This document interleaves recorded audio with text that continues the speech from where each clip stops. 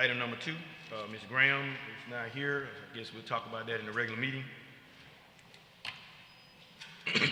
Item number 3 is an ordinance granting the Montgomery Cardiac Association PC. It's in District 9. Mr. Jim Wright will be here at the regular meeting on items 3 and 4. And we'll discuss that during the regular meeting. Resolution authorizing the obligation of ARPA funding for the construction of the Calamar Community Center. We talked about that at our meeting with the council, so that's the resolution that's brought forth for us to pass in our regular meeting. Any questions on that?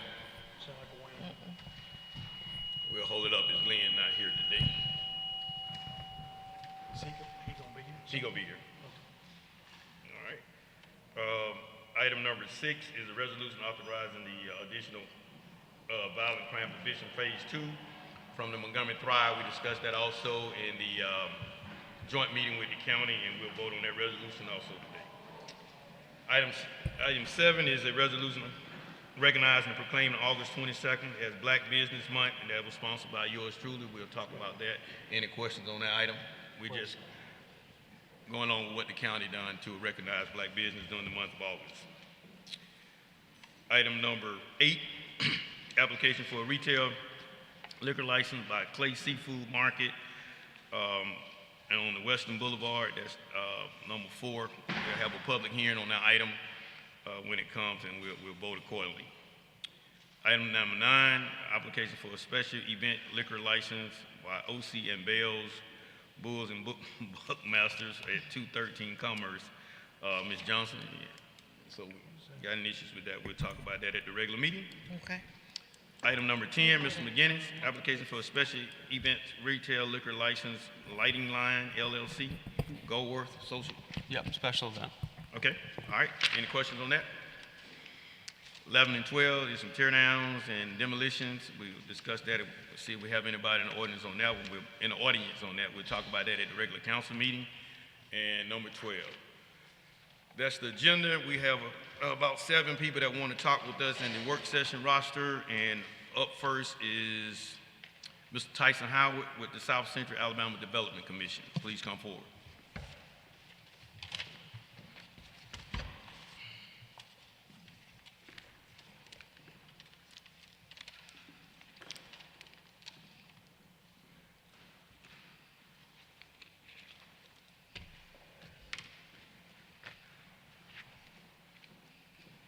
Good afternoon. Good afternoon, Good sir. afternoon. I'm Tyson Howell with the South Central Alabama Development Commission. We are a nonprofit on Carmichael Place, which is east of the Eastern Bypass, which was created by the state of Alabama, late 60s, early 70s, to assist counties, cities, water authority, law enforcement people to apply for grants, to receiving funding to improve the life of their citizens. It goes back 30 or 40 years. We also was assigned, we were tasked to assist these cities and counties to write comprehensive plans, to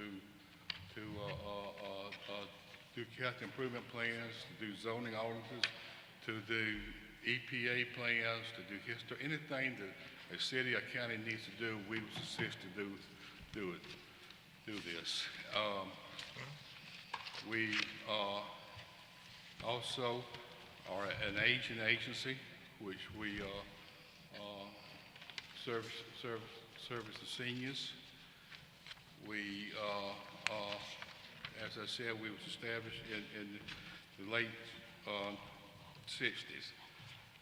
Now, the city of Montgomery, if you look at the letter we sent to you, has received in the past $25 or $26 million for projects in the city. The latest of that has been Mobis and Hyundai. Hyundai, we worked to obtain EDA funds to put in the treatment plants out there and also to do water towers. Right now, we are working with the Chamber of Commerce. We received $50,000 for them within the last year to restart their CDC. And now we got another $95,000 coming to Chamber of Commerce. And also we got $2 million that we're going to start work through the Chamber of Commerce for business development loans. In other words, we're going to let them do the marketing and take the applications, and then we're going to services loans that the people we approve. In the past, we've also worked with OIC and Trinity State for workforce development. We have about 38 employees. We had contract out with 10 or 12 companies in Montgomery to provide Medicaid waiver service for us. That's home health type services. And our payroll is over $5 million.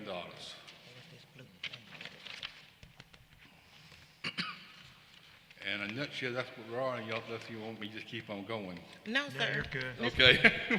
Pro Tem, And we asked for $18,000. thank you so much for coming to see us today, Mr. Pro Tem. I just have a couple of questions for you. So you're asking for additional $18,000 from the city of Right. Montgomery. All right, it's the Southern County region. If you'll look at your map in there, Southern counties. Montgomery is the center, like a horseshoe going around it. Montgomery County, the city of Montgomery and Montgomery County are not eligible to receive these EDA funds from the Department of Commerce. But they're known for what is a growth area. They support the surrounding counties around them, which are mainly black belt counties that have high employment, medium income is not that high. And so so since they support those in the growth center, Montgomery is eligible to be part of this EDA district. And whenever we apply for funds, we don't use Montgomery statistics, we use the surrounding county statistics to apply for the funds. That makes sense. So, so when you say we're eligible for it because we support the surrounding counties. That's correct. So you apply for grants for improvements for Montgomery County and those. Right, exactly. How long has it been since you did it for Montgomery? Well, we just got through a $2 million grant, and that $2 million, we're gonna have a small business loans, and we've just got $145,000 for the Chamber of Commerce to restart their CDC. Okay. Okay. And do any other county or city give money to the South Central Alabama Development Commission? Ma'am, Do you receive funding from any other city or county or? oh yes, the EDA regulation said you charge assessment to be a member of this association. Thank you, sir. Okay, Mr. any Pro more questions? Tem. Go ahead, Mr. Mitchell. I see that you did some water and sewage improvements in Brundage. Have you looked at the county, Montgomery County, for us doing water and sewage improvement, helping them get a grant for? The water and sewer improvements for EDA for commerce has to be for job creation. So yes, if you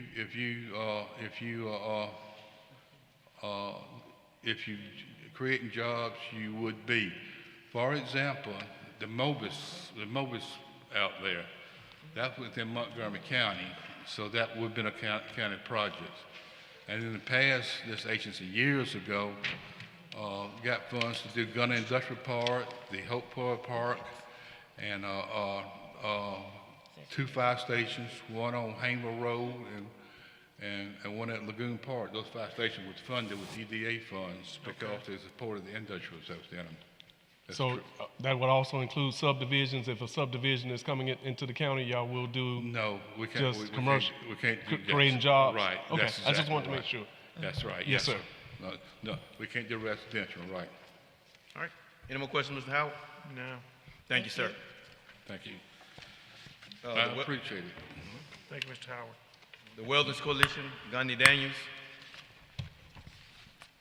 What? The Wellness Coalition? No?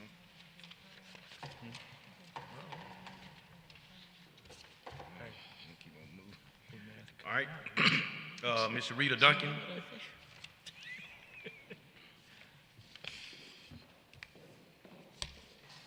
Hi, Miss Duncan, how are you? I'm good. How are you? Good. I prepared some packets for y'all. Is it okay if I pass them out? Yes, ma'am. You can just give it to him, he'll pass it down to us.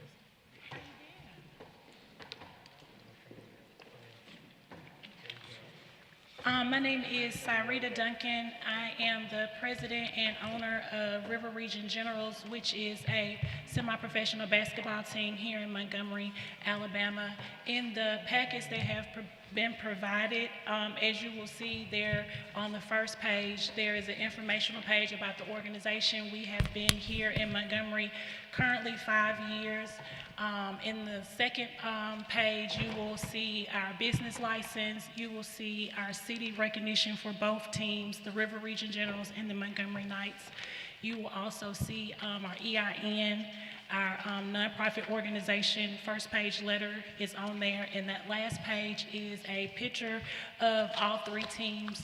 There are currently 3 teams that I own: the River Region Generals, the Montgomery Knights, and the Lady Warriors. They are all continuing to play throughout the season in Montgomery. And we have been here 5 years, and with the recognition of being the only professional and minor league basketball team, we are currently looking for a permanent location here in Montgomery. And we are part of the American Basketball Association, which is better known as the ABA. We're also a part of the Pro Basketball Association. This is their 2nd season. Currently, we have an app on Android and iPhones, the PBA TV app that is covered through our games. We provide professional stats for our players. We give them opportunities to go overseas. We have currently 15 players on each team. The girls are a new team. They just started playing, so there's currently 5. They're from all around the River Region area. So being able to have a permanent location that we'll be able to utilize for our growing fan base would be an amazing opportunity. Again, being here 5 years, we're just looking for a little bit of more of support from the city of Montgomery and our city council officials. We have had some support, thank you very much, from some of our current council members, and we are just really looking for support and more recognition when it comes to the semi-professional basketball team. Mr. Pro Tem, go ahead. Mr. Mitchell. So you're saying about a permanent location. Have you located anything? Do you see anything that you're looking at? What do you have in mind? We are at McIntyre Community Center. When we first started, we were at Lovely's Community Center. We played all throughout the pandemic, but then when the weather got bad, the roof leaked and it kind of messed up the floor. So we were able, through Mayor Todd Strange, when he was in office, we were able to utilize Lovely's Community Center on a permanent basis. We were able to have practice there. We were able to have games on Saturday and Sunday. Because of our nonprofit association affiliation, we were able to collect funds, donations at the door, and we were able to keep those and disperse those throughout the needs of the organization. We have been looking for other locations. We've been looking for warehouses to be able to utilize. We've been looking for grant assistance to be able to restructure a building if we were able to get one.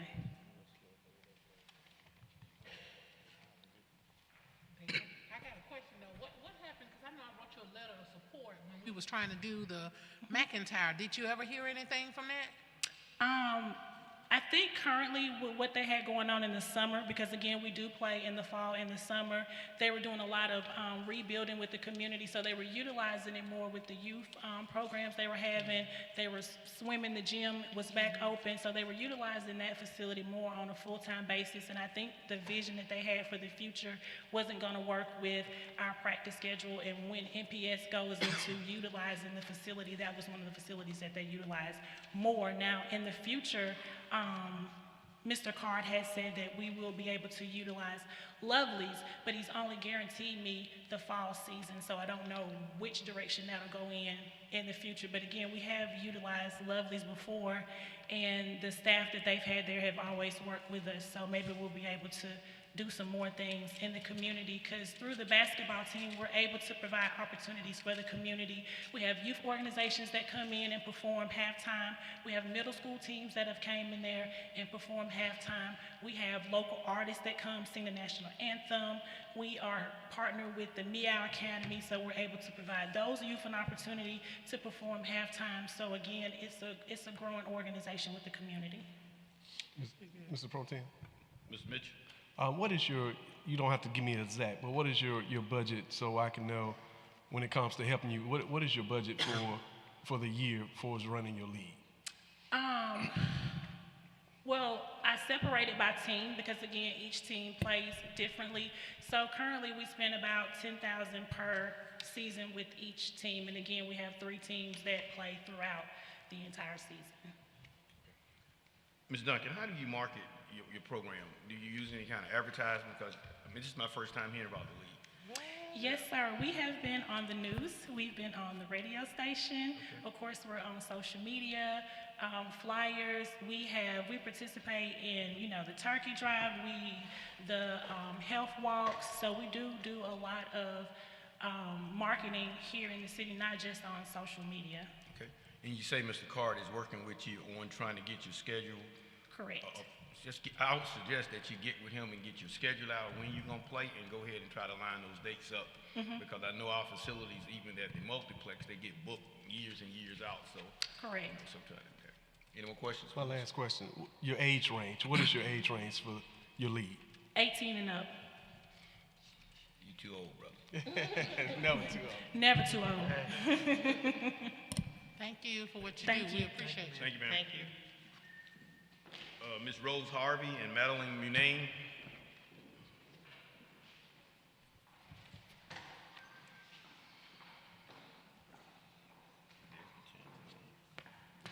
Good afternoon, Mayor, City Council.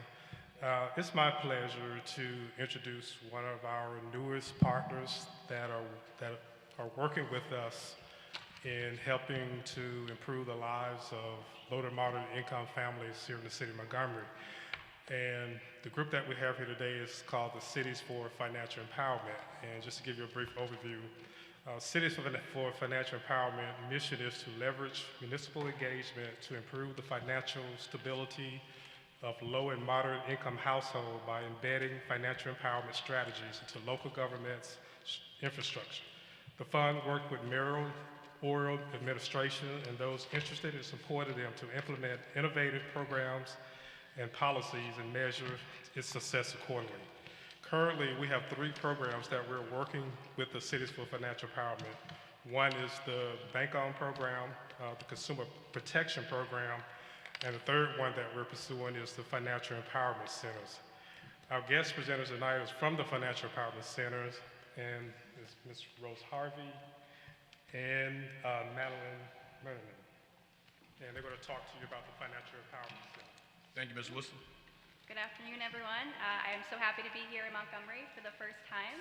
My name is Rose Harvey.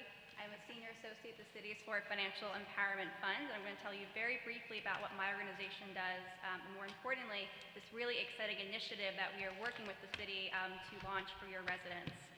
So my organization, like Desmond said, we are a national organization based in New York City. We work with cities all across the country to provide both funding and support to launch impactful financial empowerment initiatives. To date, we've given out over $55 million in grant funds to 112 cities and counties across the country, working primarily in banking access, consumer financial protection, and financial education and counseling. We are a nonprofit who works with local governments because we believe that you all are the right convener to address your residents' financial goals and challenges. We believe that you all have the authority, the reach, and really the responsibility to ensure that your residents are financially supported and can reach their goals and can manage their finances to live their lives gracefully and to be able to work to support their families and support their communities. We've been working with the City of Montgomery for a few months on their Financial Empowerment Center initiative. I believe my colleague handed you all out some flyers about it earlier, but the FEC is a long-standing model. It's been around for about 14 years, and at its core, it is a free, one-on-one professional financial counseling program offered as a public service. It is a counseling program that focuses on helping clients access safe and affordable banking products, to establish credit, to increase their credit, to decrease their debt, and to build their savings. To date, there are 30 cities and counties around the country who have financial empowerment centers, including Nashville, Shreveport, Houston, New York City, many others. And to date, FECs have supported over 133,000 clients to build more than $38 million in savings and reduce more than $192 million in debt. This program goes beyond financial education. It provides one-on-one individualized support to clients at no cost to help them with whatever financial goal or challenge they have. It's a very data-driven model. The CFE Fund has a database that we provide to all of our grantees that tracks over 200 data points, so you can very easily see how many clients are you serving, what neighborhoods are they coming from, how many bank accounts are you opening, how many clients are increasing their savings and establishing credit scores, to be able to really quickly in live time see the impact of the program. One of the really unique things about this program is that it's intended to be integrated. So financial counseling as a public service is not meant to be a standalone service, but it's really intended to support the existing social services that you all already have. You all already offer rental and utility assistance. There are numerous nonprofits doing work to support residents, and we want to be able to add free financial counseling as a public service to those programs to support their endeavors. Providing financial counseling is not only good for individuals, it also supports the communities and the other programs that they're already being served by to meet other goals, such as being housed or such as being a returning citizen and trying to get their first apartment and their first job. I'm just here to let you know that we've been working with the city for a few months, the planning department, to very thoughtfully plan for how to have a financial empowerment center in Montgomery. You all will be the first in the state of Alabama. When the city submits a proposal to us to launch a financial empowerment center, we do provide up to $100,000 in grant funds to support the program in the first 2 years. And I'm here really to ask for your support of the program, the city council members as well as the mayor. If we could have your support for the program and get your insights about what neighborhoods you want financial counseling to focus in on, what are the biggest financial challenges you want to make sure the program addresses, who are the program partners you want to make sure really know about financial counseling, we can really get the whole community on board and make this a really impactful program for all of your residents. So I'm happy to answer any questions now, but I just want to say thank you for being here. My colleagues can also follow up with you later with any questions or comments you have. I actually, I think it's, a really good program. I like what I hear. It's very needed, especially in areas that I serve. I think it would be good if we had a smaller session where we can sit down and really just talk about what it looks like, because it sounds good, but then sometimes when we roll it out, we think, well, that's not quite what I thought you told me it would be. So I just want to make sure, that I clearly understand. I'm not sure about the rest of the council, but I would love to just meet with you all at some point and just have that conversation so I can just kind of see how you want to roll it out, what it's going to really look like. So that as we begin to share it in the community and talk about it, we want to create a buzz around it so that people be more apt to be a part of it. And we can do that when we have all of the information. So that's the only thing I have. But I appreciate you being here talking with us. I don't know if anybody else has anything they want to say. I do. I appreciate, I agree with Councillor Graham. I got one question. How do you reduce the debt? I mean, you sat down and talked to someone, you said reduce their debt by changing their spending habits, or do you try to negotiate with charge card companies? Tell me how you do that. Yeah, there are a couple of options of helping someone reduce debt.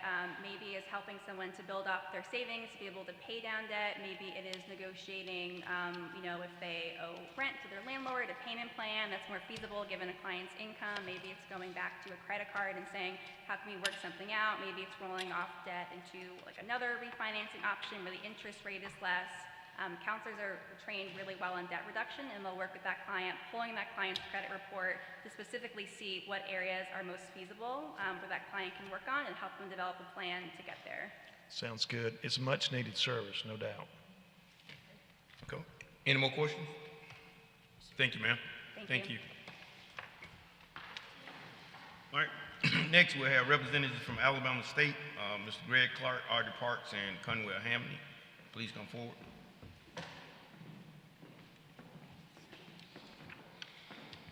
Good evening. Good evening, welcome. Mayor, Vice Chair, members of this great city council. I am Colonel Retired Gregory L. Clark. I'm the new Vice President of Institutional Advancement and Executive Director of Foundation at Alabama State University. And I have with me, of course, my team, Ms. Parks and Mr. Handy. We are here this evening to re-engage the partnership with the city of Montgomery and Alabama State University.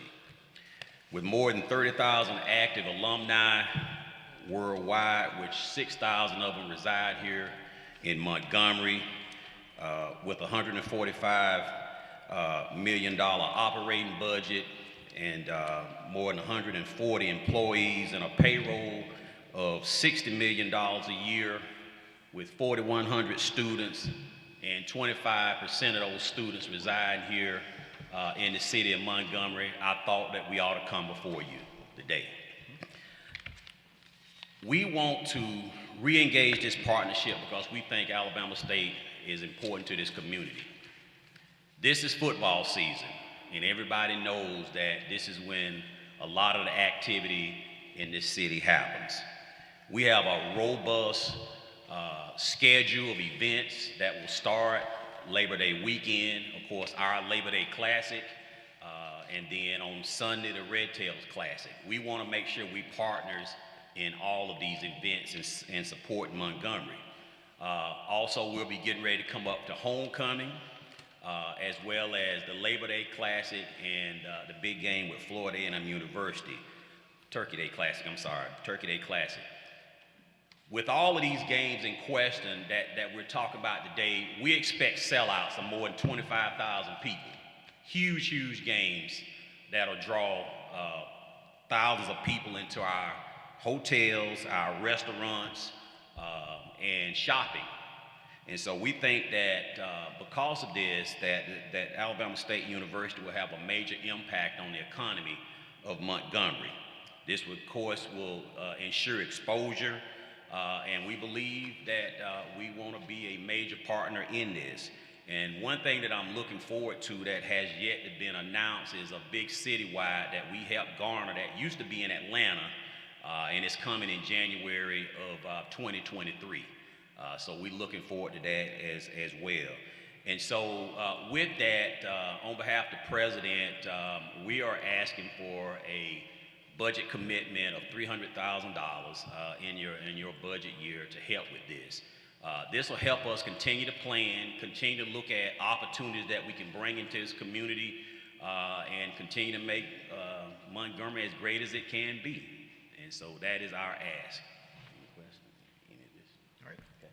Anything? Anyone have any questions? So, what's your capacity of your stadium? 26,500. And you anticipating selling that out how many times this season? 4 times. 4 times? 4 times. And which games would that be? Miles College Labor Day, Homecoming Jackson State, Veterans Day with Florida A&M University, and Turkey Day. And that's not including the people that will just hang out on the outside or just come in town just to be in the city of Montgomery? That's correct. And the opening of the Nest, which is our new restaurant that's attached to the hotel, to the stadium, is going to add more capacity to that. And we're gonna win. I like that. Right. So that doesn't include outside. So you know how it is outside. So we're coming in big numbers, and we're looking forward to being part of this. Thank you. Okay. Any more questions? Thank you, Greg. Thank you so See what much. we can do. Thank you. All right. Go Hornets. Go Hornets. Swarm as one. Swarm as one. Next, we have Trenton State Community College, Dr. Gordon. Mr. Mitchell, you see? Okay, thank you. Here come Dr. Gordon. Thank you so much, Dr. Gordon. Good evening, everyone. So it's actually myself, Dr. Brescia Gordon, and we have Ms. Tiffany Chaney here. We've just come before you today to discuss this health fair. It's actually the Statewell South Montgomery Get Fit Health Fair that will be taking place on August the 20th. It specifically will be able to target District 6 but of course it's for the entire city. The purpose of the health fair is to, of course, we're trying to increase COVID vaccinations with the increase of COVID, just trying to get information out there, promoting health literacy among, it'll be multiple organizations from Baptist Health to the Wellness Coalition. We'll have Encompass Health, the Health Department, the Wellness Coalition, Trim. It'll be a multitude. Ms. Cheney will talk more in detail about that. But again, the event will take place on August the 20th, which is this Saturday from 8 to 12. It'll be located at the Trenton Patterson campus. We've been working extremely hard on this event. We will expect about 30 vendors, probably more. It's a partnership between Councillor Mitchell, Alpha Kappa Alpha Sorority, which is what Tiffany Cheney is here to represent, and again, she'll talk more about that with the initiative, the Statewell initiative. Also Omega Psi Phi Fraternity Incorporated, Trenton, the City of Montgomery, the county, and it's a multitude of partners.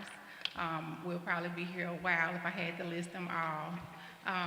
So again, I'm just gonna let Ms. Cheney talk more in detail about the focus of the health fair.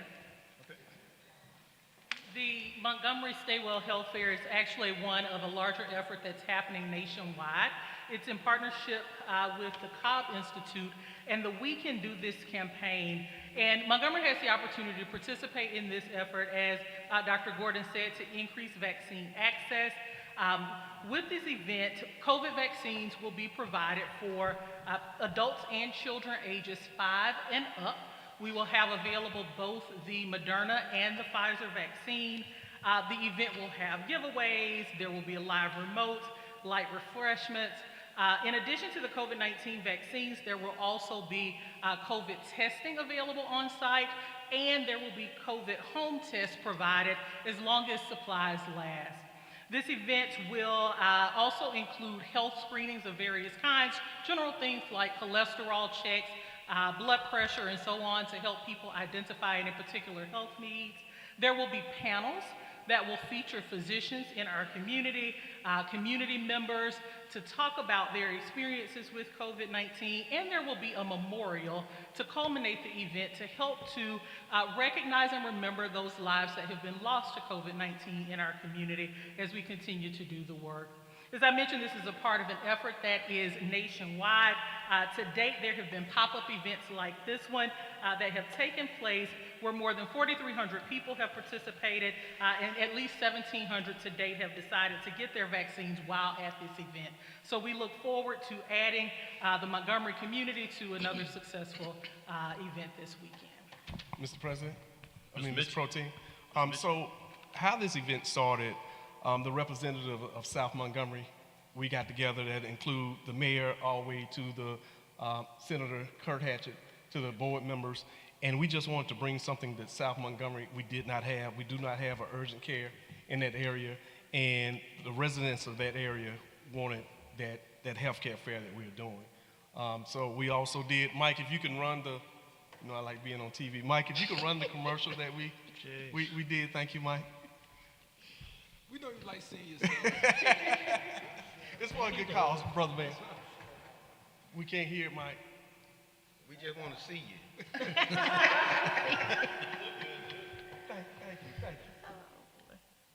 Can we go back one?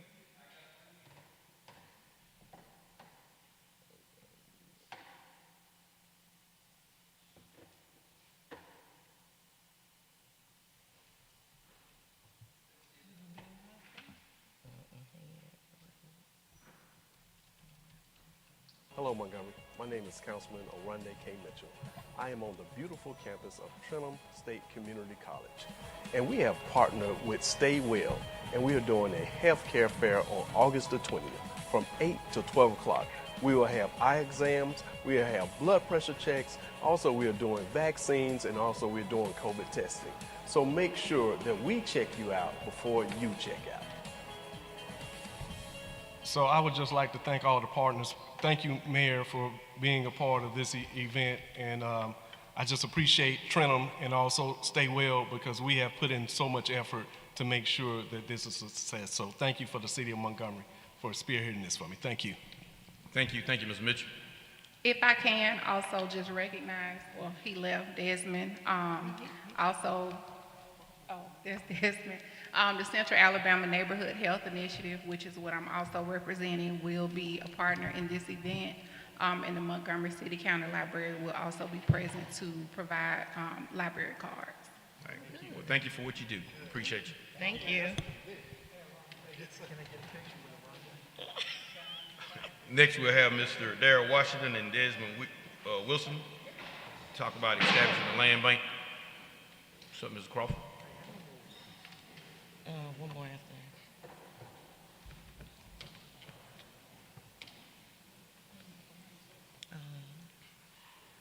Hey, Mr. Well, Wilson, how are you? I think all you're going to get is me. Good, good.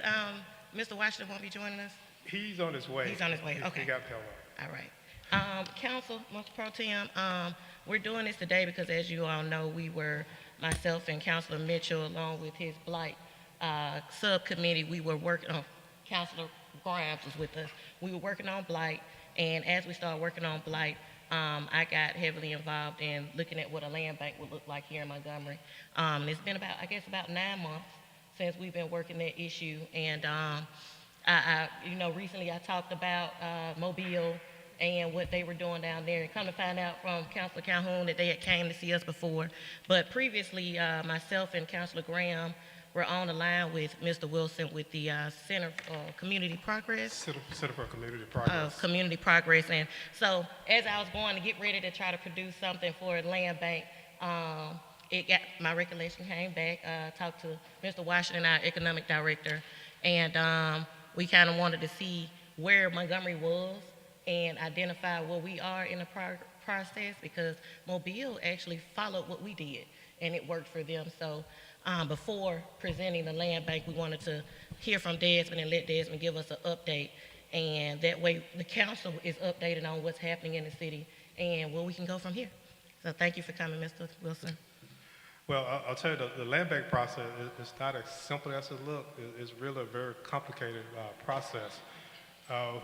We received a scholarship, I guess, about a year ago from the city Center for Community Progress to explore the idea of establishing a land bank. One of the first comments that they made was that normally we don't recommend land banks for cities for various reasons. And they came and actually did a tour of the city. They talked with our department. They talked with housing code, and kind of made their own assessment about how should we proceed in this process. So I think besides us, there was another big issue out there as it relates to the land bank. One is the current legislation that's on the book now. It's slightly antiquated. I think it was SB 339 by I think it Senator was drafted Coleman. maybe almost 10 years ago by City of Birmingham. And so the strategy was that in order to improve the land bank statute as well as improve opportunities for other cities that want to get into the land bank was to go in and change the statute. And so there was a committee that was established, and it's basically a committee of lawyers that actually wrote the bill to actually change some of the language in the land bank. And the object of the statute was to really try to reduce the time that when property goes into a land bank, generally in the worst case scenario, you're talking about 7 years before you can get clear title. And we've actually have gone through that process for it, and it's a very expensive process to go through. So the goal was to try to get that down to either 4 or 3 years, which is really ideal for when you're trying to accumulate property together and do development. It just shortened that time for investment in the properties. So the bill was introduced at the last day of the last session, and it got read, but it was never voted upon. But the plan is to reintroduce that bill in the next legislation session, and that's going to pretty determine what we can really do from a financial standpoint, because it is very expensive to operate a land bank, and when you look at a land bank, when you talk about the city, housing codes, or whatever departments they're gonna be running, all parts of it has to work. And we haven't got to that point yet where we have sat down and say, hey, we're either gonna do a land bank or look at alternative models like the model in Mobile, which that has some issues and stuff that you have to work out. But right now, they recommend first, let's work on the legislation first to make the land bank process a little more softer than what it is right now. And that's where we're at in this process. Councilor. Mr. Mitchell? Mr. Mitchell, can I interrupt you just Yes, sir. real quick? Desmond, can you, over here, to your left, there we go. Can you just explain to them a little bit about the Mobile recommendation that they made? Councilor Johnson brought that up, and kind of share that with them before we get to the questions. Mobile has a different system. It's not a land bank. It's really like a cooperative agreement between their community development department, their legal office, and their housing code department. And they function like a land bank, but they work in concert with each other, and they make the decisions together as to which properties that they're going to go after. And it's more of a strategized type process. They're not just putting land in a land bank. They're actually going after properties that they can actually develop. So that's an alternative to doing a land bank. I think we're already in my department, we're already handling a lot of the city properties right now. Kippy is, with housing code, he's working on reorganizing the housing code piece of it. So, it may be an ideal time to look at both models.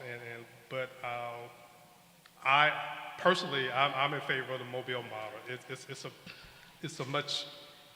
I know that, and Councilor Pro Tem, Mr. Mayor, I know after speaking with the councilor down in Mobile, and it was a consulting firm that they used to kind of pull it all together, but they have since dispersed. They did like this one big project in this certain subdivision down there, revitalized it, restored it, and they left it to the city, but the city couldn't run it functionally. So it's kind of like still in almost a disarray now because they didn't get all the pieces together. So what I did was I kind of saw where they stopped, looked at what Birmingham was doing, and kind of pulled the pieces together to create what we thought about as either blight review committee or an authority, another board, where that way the board would be coming and talking to you, the different departments, and they would kind of send us recommendations to the council, because we didn't want to leave them with that decision-making process, and then we'll run an issue of what the water board looks like, so the airport board looks like, and we lose that control of what the city looks like. And I even put stipulations. They couldn't own 25% of property in the city, so that, I just dug really deep down to make sure that we could create something that was functional, and that as you all are developing, because I know after speaking with Mr. Smith and you as well, that you all were redoing the master plan and redoing policies, it could still work, ideally. Well, we're supposed to actually, in Chicago in September, we're supposed to meet with Mobile and start that conversation about their model. And I think the city attorney has already been talking with their attorneys with it. So we've started that talking process about the Mobile model. Okay. I like to go on trips, so, if I can attend with you. Okay. Mr. Pro Tem. Mr. Mitchell? Councilor, can you, for those that do not know, can you, in the simplest form, explain to them what a land bank is? Because I know we just started talking about it. Can you just tell everybody what's the function and how do a land bank work? Because a lot of people just text me and inbox me, what is a land bank? What is a land bank? Yeah. Yes. In essence, it's the gathering of properties that we might have considered blighted, or we might have considered abandoned. And the reason we did that is because we thought of this is because we're demolishing a lot of properties. And a lot of properties could very well be saved and revitalized, and this land bank would kind of be that decision-making, or after talking with the departments, they will make that decision and recommend it to us whether we should demolish or revitalize and restore that property. Hope that helps. Yeah. All right. Any more questions? Mr. Johnson? Thank you so much, Desmond. Thank you, Thank you. District-driven recap youth policy summit, sponsored by Ms. Johnson. Oh, yes. So, Pro Tem Council, Mr. Mayor, Destiny Driven has been operating in District 3, but she works, Dr. Crystal Russell works with youth throughout the city of Montgomery. She has a debate lead. They've been extremely successful. But the ages of 13 to the oldest is 18? 18 years old. These young students in our traditional public schools and our magnet schools have gotten together over the summer in a policy summit, and they came up with actionable items for the city of Montgomery, and they focused on four areas: gun violence, voter education, human rights, and juvenile reentry. And I mean, I thought it was fantastic to see the youth involved. We always say we want the youth involved when it comes to policy making and where the city's going forward, and these children are definitely doing that. And so thank you so much, Dr. Russell. If you can please introduce yourself and your organization and the students that you have with you. Thank you for having us. Again, I am Crystal Russell, and this is Destiny Driven. We started in 2018 as a debate league for the city. But one thing that I noticed is that students want to do more than just debate. Even though debate is amazing, they want to do things for the city. They want to improve the city. They want to make change, and they want to be the change they want to see. So we created a youth policy council. We got the students together, and we simply asked them, if you had the power to change, what can you change or improve in the city? And they came up with 4 policy agenda recommendations. They researched, and I'm super proud of the things that they've come up with. They said that they want to do something with violence.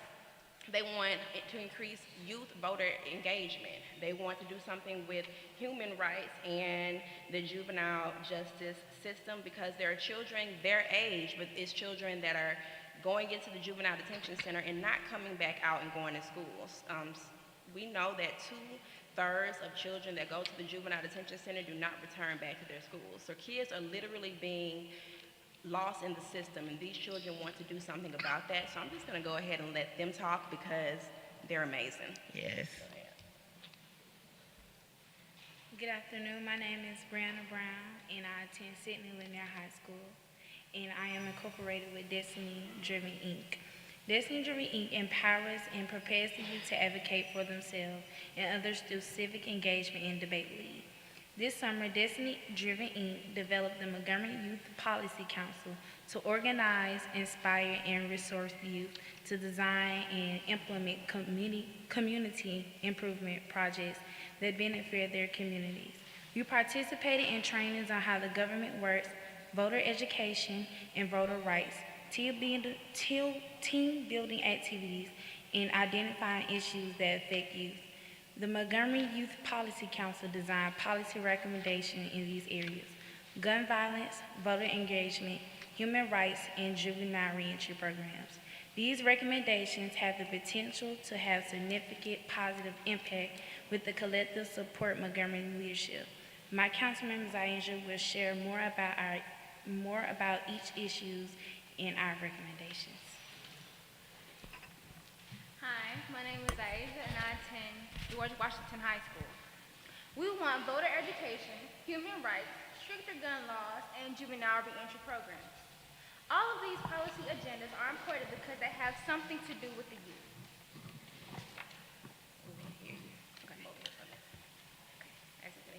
Can you hear me? Yes. Yes. Should I start over? Okay. We want voter education, human rights, stricter gun laws, and juvenile reentry programs. All of these policy agendas are important because they have something to do with the youth. In 3 years, I'll be 18. I need to be educated on voting. Human rights. Young teens and young adults, they are now coming out as a part of the LGBT community. It is important that we make them feel safe and give them the same rights as everyone else. We need stricter gun laws because guns are the second most leading cause of deaths in children and teens. And we need juvenile reentry programs because the ages of people entering the criminal justice system are becoming younger. Reentry programs are needed to help these citizens successfully reenter society. Now I'll be handing it over to Aaron. Thank you. Good afternoon. My name is Aaron, and I attend the lovely Lamp High School. 7:10 to 2:30 is where you can find me Monday through Fridays. And yeah, as my fellow councilman stated, our four main groups are voter education, gun violence, human rights, and reentry. That's just basically an overview. If you want an in-depth, we passed our pamphlet earlier. Our goal is we want to establish connections with you, our city council people, the Office of Violence Prevention, Montgomery Public Schools, because not all schools have a debate team. I know my school does, but not all same schools have the opportunity. And debate is a good way to outsource your feelings and talk about things that are going on in the world. Because I know I have, most of the time when I'm not doing homework, I'm not really watching the news or reading newspapers or different things like that. So I think debate is a good way to let you know the important things that are going on in your world, and give you a way to voice your opinion. There are several things that we need, but mainly one important thing is we need support. We need more young people in Montgomery to come out and know that their voice can be heard. This summer we had 12 people on the council, and we're constantly looking for other young people to come join, because just of those 4 issues that we said, those are just 4, you know. Someone may have a different point of view or a different problem that they see that needs to be met. We also need classes, because, you know, this summer we took a few classes and we learned a few things, and we learned a few strategies to go out and become involved in the community. But there's so many different ways and so many different types of people, and there's always something to learn, somewhere to grow and get better in your art. And debates in art, and community service and public speaking is art. So we're always looking forward to advance that. And we also need to train, you know, other young people, because you can't just get up here and wing it. You know, you gotta research, you gotta know your facts, you gotta know who you're talking to. You know, you have to know what you're talking about. So we're some of the Youth Policy Council, and we thank you for your time. Thank you, sir. So not only did they come up with the policy recommendations, but they also have a proposal for community improvement projects. And we talked about the preschool to prison pipeline, and we all understand that it's real and it's alive. And there has to be collaboration between schools and districts and the city to make sure that we dismantle the pipeline. So if you look on the last page of your document, there's a proposal that these students came up with, and they want to focus on 3 areas. The first area is a debate team in the middle school. Middle school is important because we know that this is the age that children begin to experience adverse behaviors and go into alternative learning environments. We know that there's a football team and a basketball team in every school. There should be a debate team in every school. Statistics show that African American males who participate in debate are 70% more likely to graduate from high school. So they want to start a debate team in middle schools. Not only that, but it will also increase their literacy as well.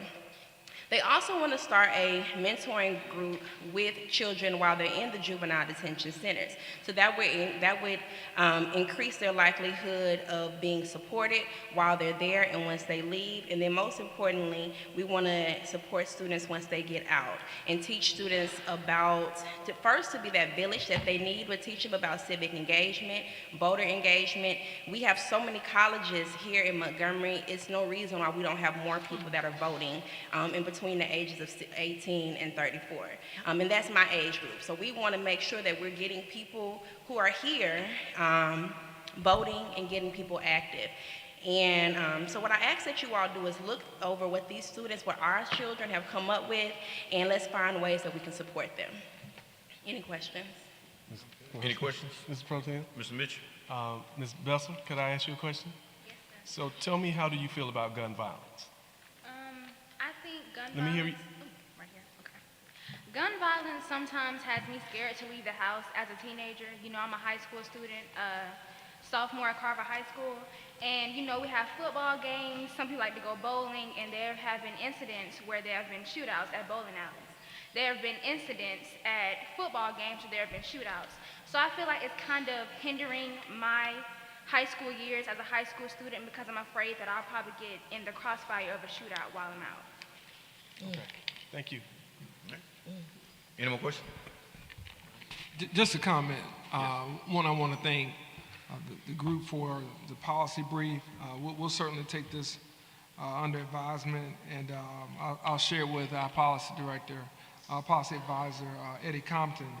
I certainly also want to encourage you all to continue along the path that you're on right now. I've been to some of your debate, I was about to say tournaments. I think they've been great, and we want to expand that. In 2015, I proposed a middle school debate program for MPS. I raised the money for it, and I had a coach that was part of a national cohort of debate leagues. Only for it not to be able to pass the MPS board at that time. Don't know what the holdup was, and never really got a clear answer on that. But I do believe if you all are serious, and I know that you are, about forming a debate league, I think if you take this idea to Montgomery Public Schools now, you may have a different outcome than what took place now 7 years ago. So I would certainly encourage you to do that in any way that I can be helpful in that. I think just count me in. I think it's a great opportunity. And most of the independent schools, the private schools, have debate teams in middle school. So I've always been an advocate for our public school students to have that, because not everybody plays sports. And not everybody's in some of the other arts programs that exist. So I think if you take it to Montgomery Public Schools now, you'll probably get a different response. And I think that this will be a great, great program for us to add. And then we'll make sure that we follow back up with you and maybe bring you down to our legislature. I think some of these policies you have will be good for our local delegation to hear, because some of the gun violence and some of the policies that you all want to impact are actually done at the state level. And I think they would really, really be better informed by hearing from you as opposed to some of us saying some of the same things. So thank you so much. Thank you. Thank you. Thank you. All right, that concludes our work session agenda. It is now 5 o'clock. We will recess for 10 minutes and start the regular meeting at 5:10.